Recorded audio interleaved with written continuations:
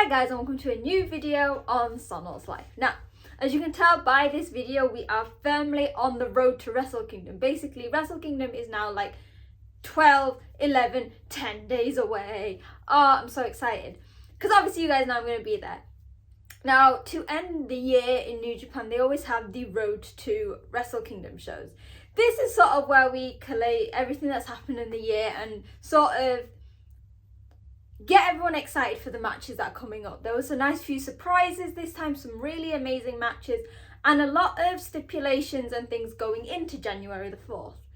So I'm going to quickly go over everything that happened. This is not going to be a long video. This is just sort of a summary of everything that happens, and it's really going to be important when I do my previews for Wrestle Kingdom and Wrestle Dynasty, because more specifically probably Wrestle Kingdom, but we're coming up to like the biggest time of the year in New Japan, and these two matches were sort of the perfect way to end out a really eye-opening year for New Japan, one that has gone through ups and downs and like a roller coaster, but it ended perfectly. So yeah, let's get going.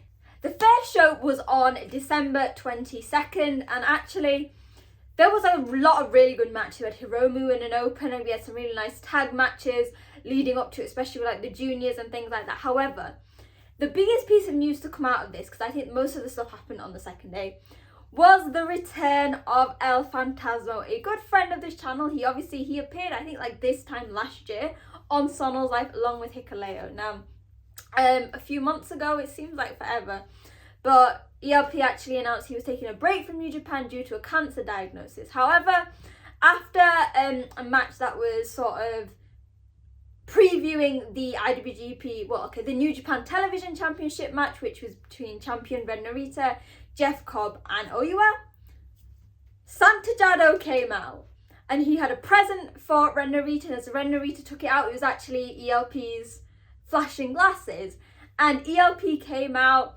and basically the crowd went mental. I went crazy. It was really emotional because if anyone has ever had their lives touched by cancer, they'll know how horrible it is. And to see ELP after his diagnosis and everything looking healthy and well was so nice for everyone. And like commentary, the internet, all the fans were just so over the moon. And obviously they were more over the moon when Jado not only said that ELP is fit to be fighting on the second day of Road to Tokyo Dome, but also that he is going to be fighting on January the 4th. And basically, with the approval of both Jeff Cobb and Oiwa, the New Japan Television Championship match is no longer a triple threat, but now a fatal four-way. As Chris Charlton mentioned the next day, he was like, well, you know what, the addition of ELP might not be as fair. Obviously, he just came and issued a demand to be in the match, but it means that there's less chance that Ren Narita will walk out with the belt.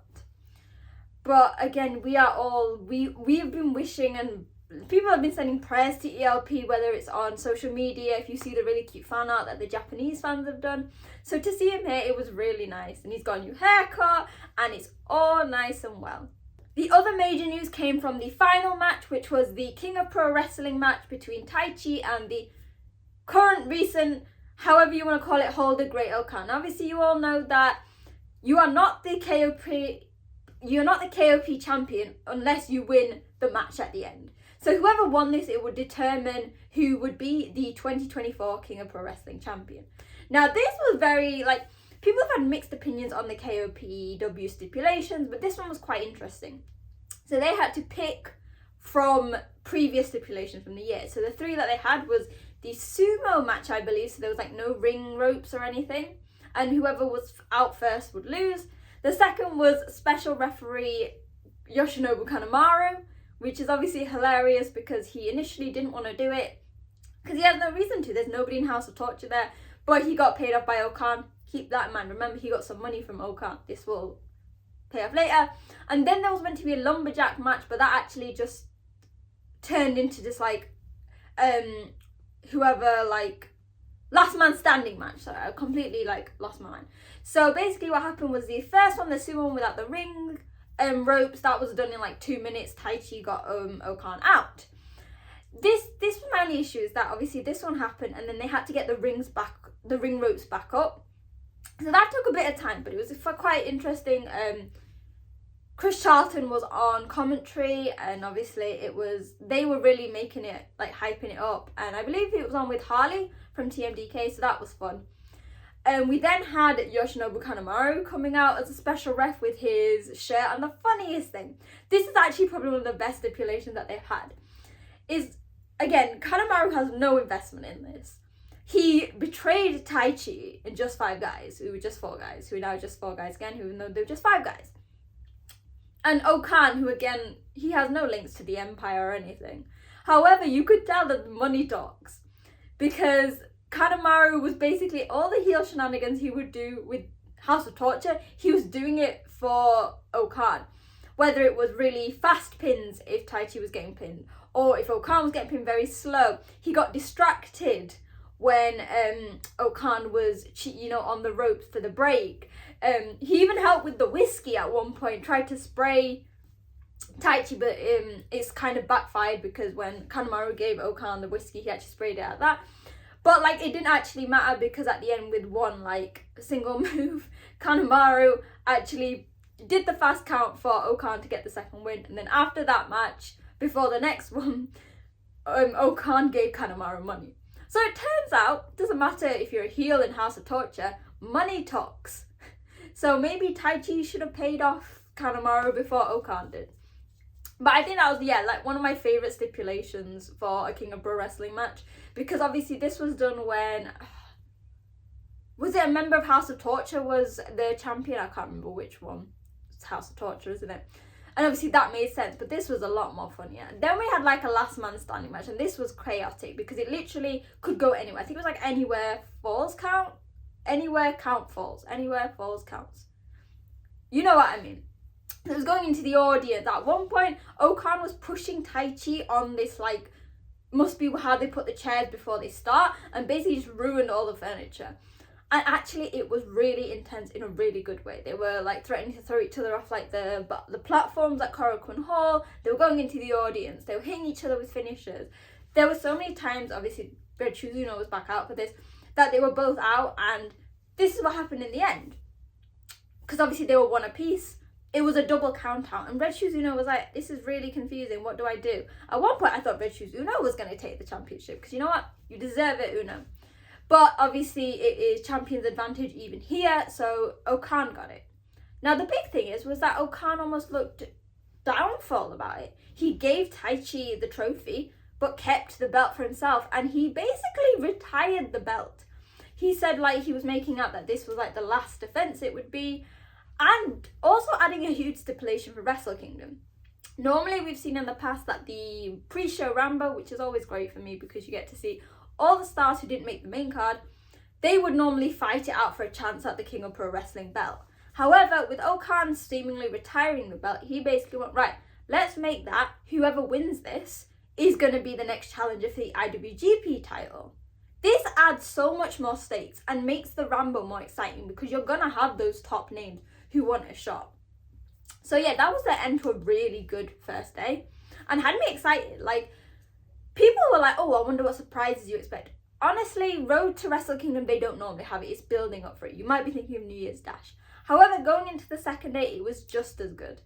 As we all know, Naito has had eye surgery for the 4th time, albeit he said that his doctor said that he could only do it 3 times. So he has not been on these cards. However, at the start of the show, once again, Hiromu had a match against a young lion. And after that, Naito came out and basically, not beat up, but like teasing Hiromu ahead of their match at Wrestle Kingdom.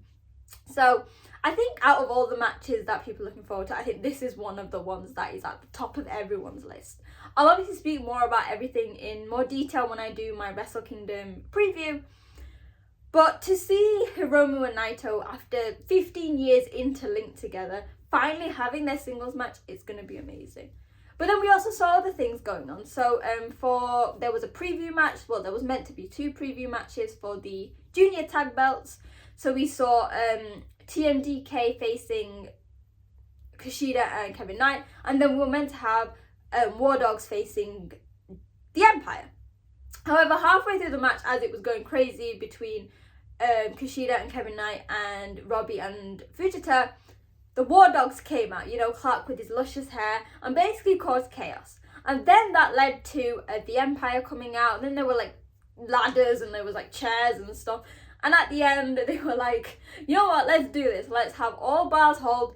We're going to use tables, ladders, and chairs. So the Fatal 4-Way match for the IWGP Junior Tag titles will now be a table, ladders, and chairs bout. Because if it wasn't crazy enough, because we know how mental these multi-man matches can be, especially when it comes to juniors, because you have them flying, you have them flinging each other over the ropes. I know, what can we do to make that even more exciting? Let's add some dangerous objects. Let's add some ladders. It sort of reminds me of the first Wrestle Kingdom I watched in 2018 during the junior match, and I feel like Will Ospreay ended up like on the frame metalwork. That will be very interesting to see. But again, adding things and getting people more excited for Wrestle Kingdom. I realised I didn't give a shout out to Jeff Cobb and Hartley, who had the opening match. You've got to love two big beefy men. Just gonna say that, and that kind of links to after that Jeff Cobb went on to commentary. So Walker Stewart hasn't been on these last two shows. It's just been Chris holding the fort with obviously colour commentators. Jeff Cobb was a joy to watch. I had New Japan on in the background because I'm obviously working until Christmas Day. So he just like, with Chris and Jeff in the background, I knew everything that was going on. And it was actually so refreshing because my mum was watching it as well. And at some point she was like, Jeff sounds so excited and so into it, almost like he wasn't a wrestler, he wasn't a commentator, but he was watching at home with us. So shout outs to Jeff Cobb and shout out to Chris Charlton. We then had a massive 10-man multi-man match between the members of Hontai facing House of Torture. Again, this is like a link to like all these matches of obviously like ELP and Ren Narita and then Tanahashi and Evil. This match was fine, but at the end things got crazy. Evil got out a pair of scissors and chopped off a chunk of Tanahashi's hair. As everyone who knows, when I started watching New Japan, my iPad almost got like instinctively saying, it's like, who has the most beautiful hair? It's Hiroshi Tanahashi. So that is heartbreaking. Now obviously we all know that the stipulation already for January the 4th is if Evil beats Tanahashi, he has to retire early. It now seems like there is going to be a hair versus hair match. So he said something about how like whoever at the end they would do a hair shaving ceremony, which gives me a bit more of an idea of what might happen for the result. But again, you'll have to wait for my preview for that. So that was interesting because, I mean, a lot of people aren't really invested in this Tanahashi versus Evil match.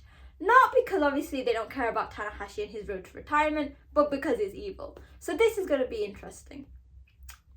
We then ended the evening with an amazing multi-man tag match. So it was TMDK's Zack Sabre Jr. IWGP Heavyweight Champion with Oiwa facing his opponent Shota Umino, and the return of Tomohiro Ishii, who has been in AEW for a few weeks, wrestling in tournaments and showcasing his worth.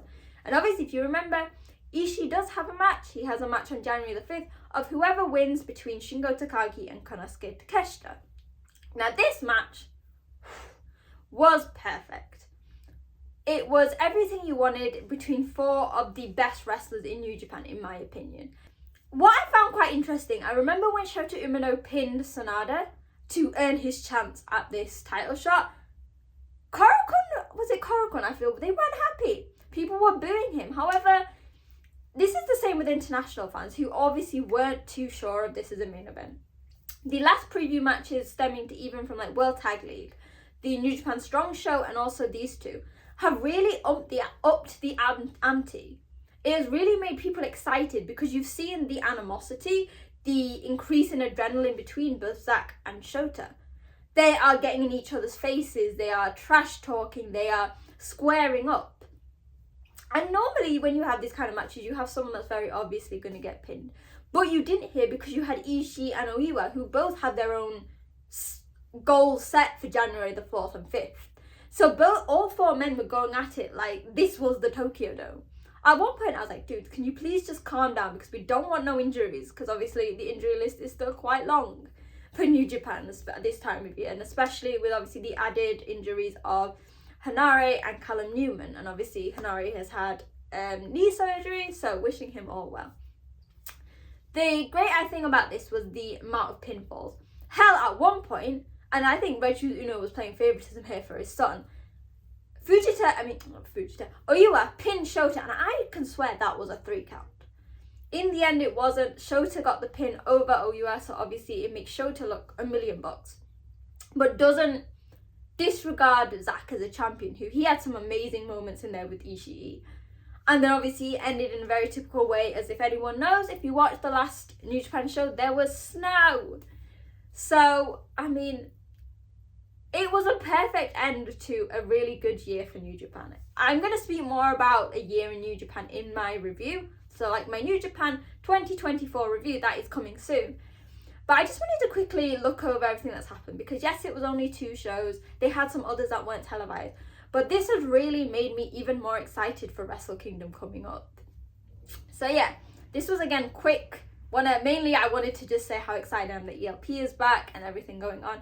But it was just a quick review of the last 2 shows ahead of January. So yeah, let me know what you thought of the shows. I don't normally do it for something so short, but I thought, why not? Because of so many important newsworthy things that happen. Let me know in the comments. Let me know on social media at wrestling_chat your thoughts on the card of Wrestle Kingdom, how this built up for it, what stood out for you.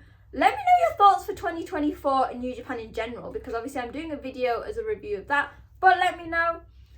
Make sure to hit like, share with your friends, and hit subscribe. I know I'm a broken record, but I am going to be in Japan. I'm going to the press conference on January the 3rd, Wrestle Kingdom on January the 4th, Wrestle Dynasty on January the 5th, and I'm going to be there with like social media posts, videos, reviews straight after. So make sure to hit subscribe so you're the first people to know about it.